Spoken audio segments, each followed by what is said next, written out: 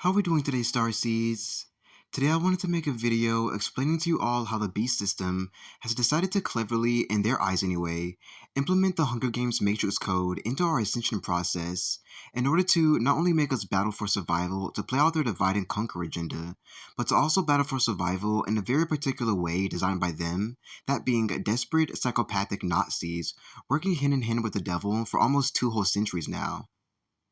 It was a major part of my very specific hero's journey mission to discover this in full at the very end, create a YouTube channel, and expose it along with the various Twin Flame Starseed Ascension Energies readings that I upload on there.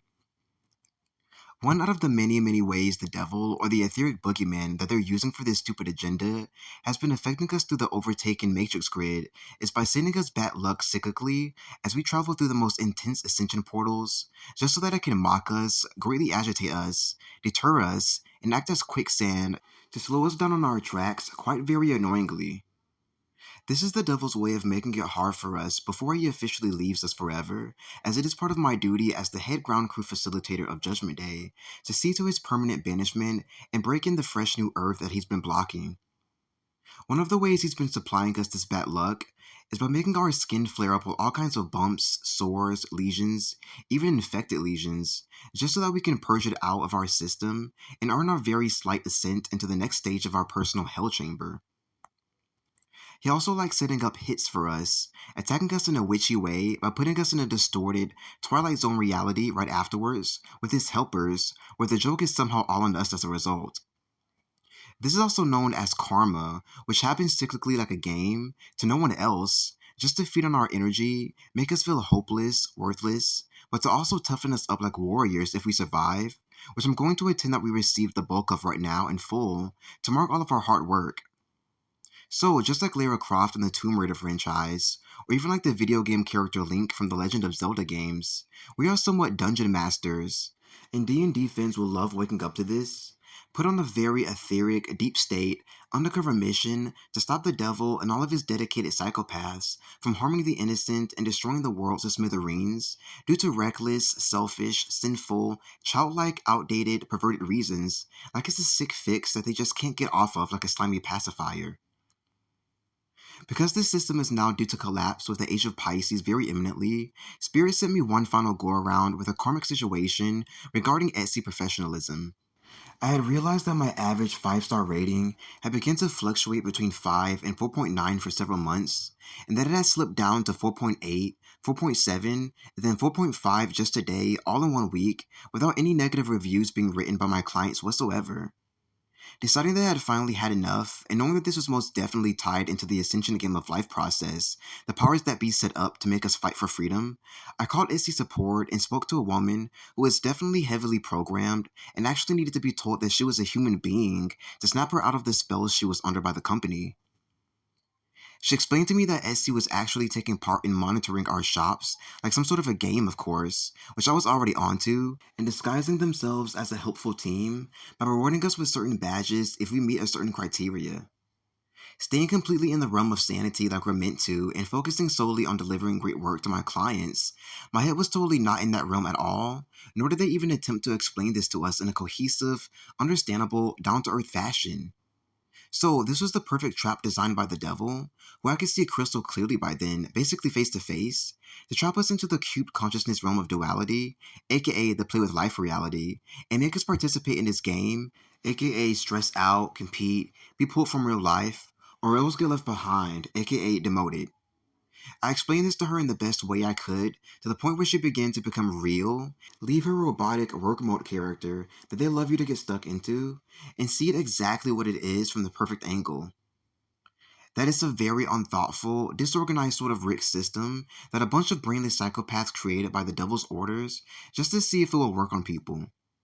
However, because we're also aware of this sort of design structure just like them, and because they were acting as the all-seeing eye for the Oracle game, this also gives us the divine authority and game master rights to shoot our arrows straight into it in order to expose them for who they are, blind them this time instead, and take back everything they stole from us in full. Lots of you dedicated, hard workers have probably been in the same position I've been in, especially since the Hunger Games Ascension process officially kicked off back in October 2014, where a bunch of spontaneous failures, major setbacks, and bad luck you wouldn't have had beforehand sort of manifest out of nowhere to sort of bless you just because it feels like it cyclically.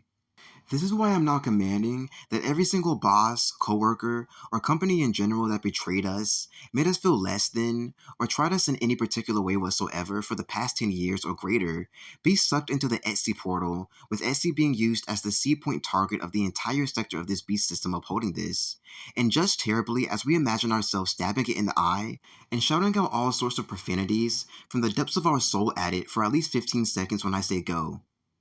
A terrible man by the name of Michael Brennan Shirk, whom I did some of the best work I've ever done for in my short lifetime at a so-called virtual fitness company named Crew Active, is going in this pile and is also being crowned a big fat liar by me personally, just like the popular earlier 2000s film. And yes, because magic is now here and being used for Judgment Day, and also sustaining us as a team whenever sending out verdicts, this means that his skin will, in fact, actually turn blue, just like the character in the movie. How cool is that? So, just like me, I encourage you to take the time to imagine someone, or multiple people even, who have screwed you over so badly that they must change into something else in order to match what they've done. Because my Judgment Day shop has upgraded to meet Catholic standards for this Judgment Day period,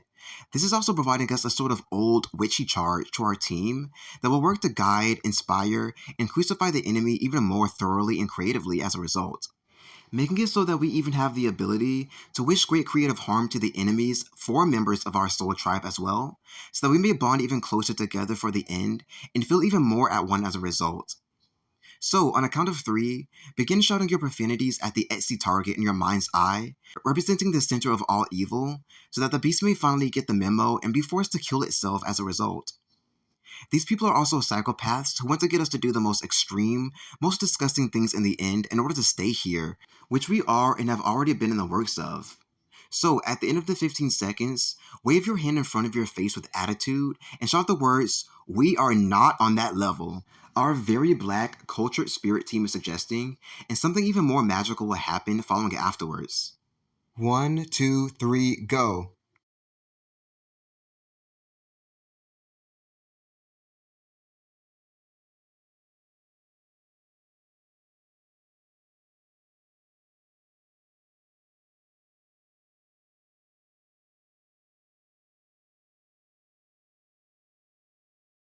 We are not on that level. And it is done, it is done, it is done. The final task that we have, and it is a pretty major, yet extraordinarily exciting one, is to reclaim the stolen Matrix grid from the enemy, as it is a very real thing that God and the fairies of the New Earth wants us to now play with and utilize for the most amazing, wondrous, out there experiences, in order to mark that we are entirely free, seen, cared for, understood in a hip, youthful way, and fully energized as we ascend Mother Earth herself now, up into the stars out of damnation, to see the light years she's been missing for a whole infinity, it seems, to her and us all, really. Meaning, the galaxy will soon be practically face to face with us, so that we may finally see God for who He truly is, that He never stopped caring for us unconditionally, that we were, in fact, stolen from Him, that it will surely never happen again, and that only the most fulfilling freedom for the Spirit, in all its subtleties, will be had for those who stayed true to themselves, centered, patient, curious, humble, and pure. So basically, a starseed, in other words. So, once more, in order to reclaim our inheritance in the most hip, thrilling, rebellious way, on a count of 3, profess the words, "The Matrix grid is ours, the power is all ours, and it is done." 1, 2, 3. The Matrix grid is ours. The power is all ours. Congratulations, Star Tribe, for so boldly stepping into this immense amount of power, for you will surely be rewarded on the most profound levels I'm strongly being urged, once it is ready to manifest in your physical reality imminently. As another part of your reward for helping me complete the last leg of my personal hero's journey mission of becoming the Oracle in real life, real time on planet Earth, it was actually sent down to me by God Himself that He had changed my name from the surname given by my deadbeat father, whom disowned me a long time ago, and very gladly, as he was the worst distortion you'd ever meet. My fairy team translated that he named me Bobby, which is literally what my spirit feels like to me, and what the 2.0 version of my new Earth body will transform into once we flip into the Age of Aquarius timeline. It soon began to energetically settle into my vessel and evolve into the true spiritual, etheric meaning he meant personally behind it, which made it even more special. I then decided to name him back in order to return the favor, and immediately my soul came up with a simple name, Soul. He sent out a single etheric teardrop in order to convey his thank you to me, as well as his deep gratitude and understanding, and it shortly shifted to the special city capital in South Korea, mixed with this foreign, spiritual, snow-like frequency of the word soul, spelled just like the capital of South Korea still. This first one was meant to convey to us that God is very much like us and is a hip, youthful, gifted, talented, musical, artistic, curious, explorative, badass city man, just as it feels in our galaxy Earth domain, soon to be named Galactic District, with our newfound expansion and inner and outer awareness, and that we should model this behavior and flip the collective consciousness back into this knowing, sort of like time traveling through the Matrix grid. The final task that I have for you is to allow my fairy team, which they are so eagerly and willingly doing right now, to bestow upon you the fairy nicknames, you could call them, that God Himself from up above has bestowed upon you, and that they most certainly have signed and agreed with to mark how they all see you personally, to bond you even tighter to them as a friend and family, and to thank you so much for stepping up to the plate for this otherworldly mission to save all of humanity. I love you all, stay blessed, and enjoy your great rebirth into the brand new.